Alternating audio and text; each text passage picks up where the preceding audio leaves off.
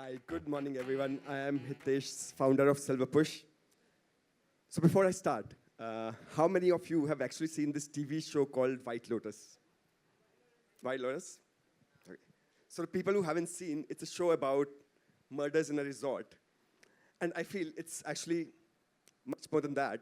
Murders is just a side story with themes of Buddhism being explored through the lives of the characters. So that's what inspired me to my topic for today, which is how, entrepreneurship mirrors spirituality. So what I feel is entrepreneurship is much more than what we see or what we read about it.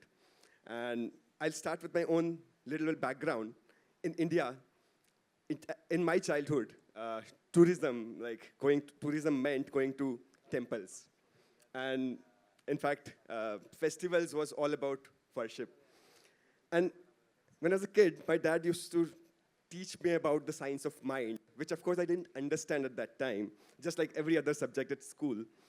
And it wasn't until like many years of building my own company that I realized the two things, particularly, when I talk about entrepreneurship, it's very similar to the path of spirituality. And a lot of it is actually, I'll cover. And the common starting point for both is the discontent with status quo. In spirituality, it's more about life, and in entrepreneurship, is you pick a new problem, you stumble upon a problem, you start on that path of solving it.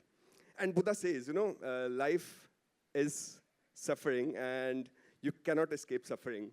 And that's the essence of human life, our existence, or our fundamental existence. And it's the same in entrepreneurship.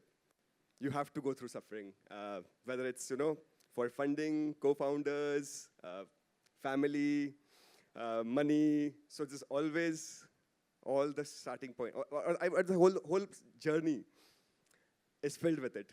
And this is a slide from like early days, 2014, when you have your own dreams, and you feel like from 1 million to 85 million, we'll get to in 4 years. That was very absurd, but that's how entrepreneurs are. And just like, spirituality, there are some guiding principles. This is like in Buddhism, there are 8 noble truths, and every spiritual path has some principles.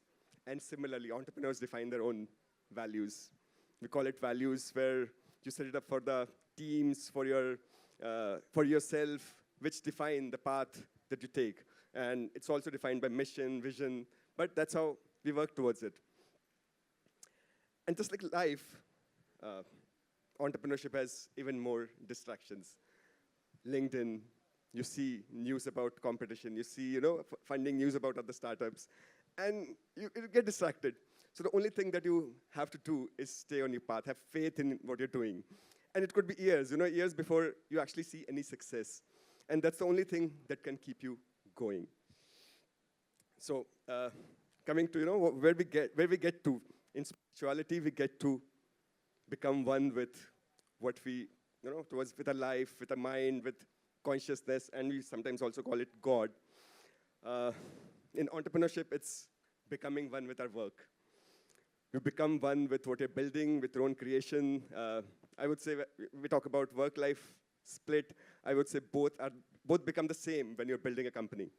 And that's the only way probably, you feel joy. So, like I said, when you start the journey, it starts with solving an external problem.